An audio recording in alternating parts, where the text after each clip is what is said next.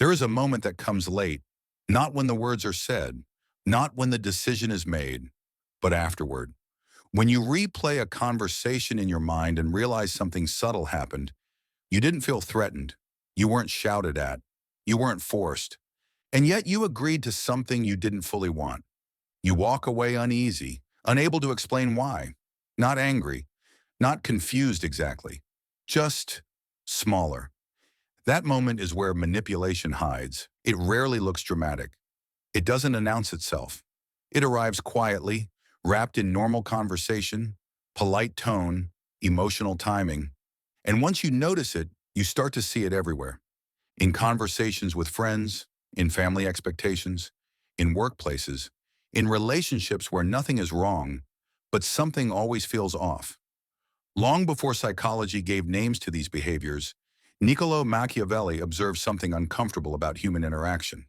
He noticed that people rarely rely on force when subtle influence works better, not because they are evil, but because directness carries risk. To be honest is to risk rejection. To ask directly is to risk refusal.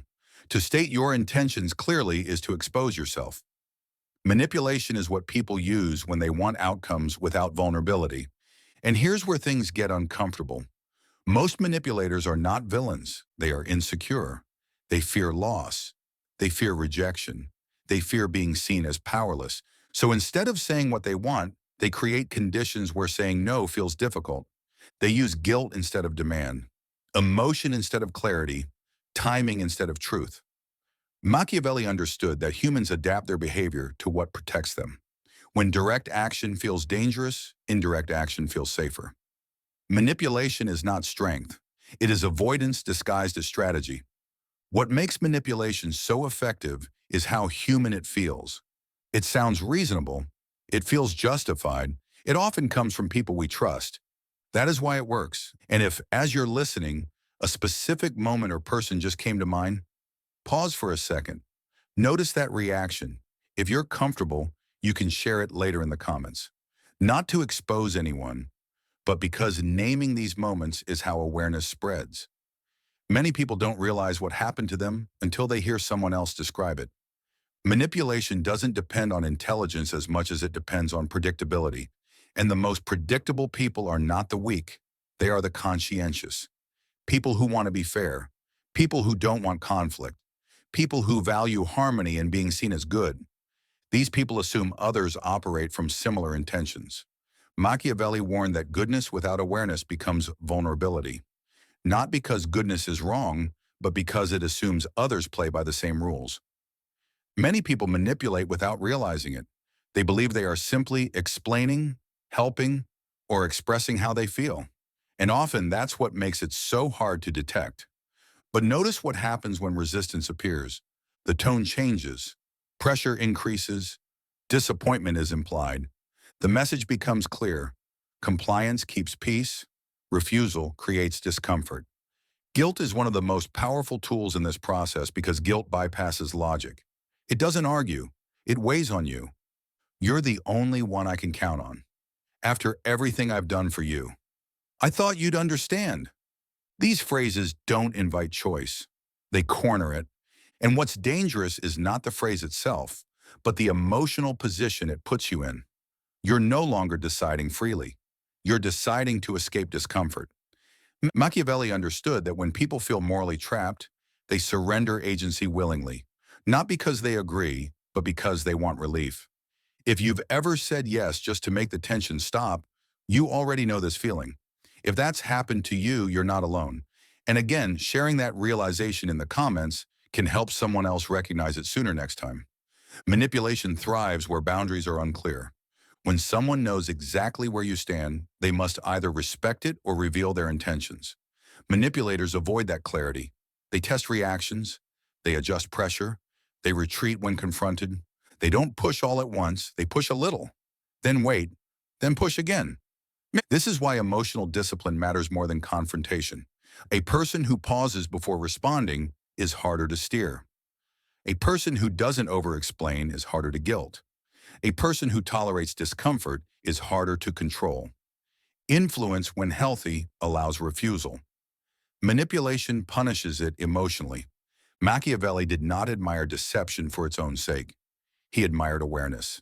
He understood that perception shapes power and that people respond more to how things feel than to what is true. But he also knew that manipulation carries a hidden cost. Trust erodes quietly. People may comply, but they remember. They may agree, but they adjust. They may stay, but they stop believing. Once someone senses manipulation, words lose power. Behavior becomes the measure, and when that happens, influence disappears. This is one of the great ironies Machiavelli observed. Manipulation often fails the very thing it seeks to protect. It avoids rejection in the moment, but creates distance over time. The manipulator feels safer temporarily, but lonelier eventually. Now here's the part most people avoid thinking about. Manipulation is not only something that happens to us, it is something most people have done, sometimes out of fear, sometimes out of habit, sometimes because being honest felt too risky. Machiavelli would say that self-awareness is the dividing line between unconscious manipulation and conscious integrity. Not perfection, but responsibility. If you've ever softened the truth to avoid conflict, if you've ever implied disappointment instead of stating a boundary, if you've ever used silence to pressure someone, that doesn't make you bad, it makes you human. What matters is whether you notice it. Awareness does not mean becoming cynical. It means becoming observant. It means noticing patterns instead of reacting to moments. It means asking yourself calmly, is this request clear or emotionally loaded? Is urgency real or manufactured? Am I being given space to choose? Clarity dissolves manipulation quietly, not through confrontation, but through presence. And presence changes how people interact with you. Because when you stop reacting automatically, others are forced to be clearer. Some will respect that. Some will disappear. Both outcomes are information. Machiavelli believed that clarity is power, not loud power, not aggressive power, but inner stability, the kind that doesn't need to win every interaction. At some point, everyone has been manipulated. And if we are honest, most people have manipulated, sometimes unintentionally, sometimes out of fear. The task is not to deny this reality, but to see it clearly. Because once you see how influence works, you regain choice. And choice is where dignity lives. If while listening, a moment surfaced, something you didn't have words for before, consider sharing it in the comments. Not every detail, just the realization. These conversations help others see what they haven't been able to name yet.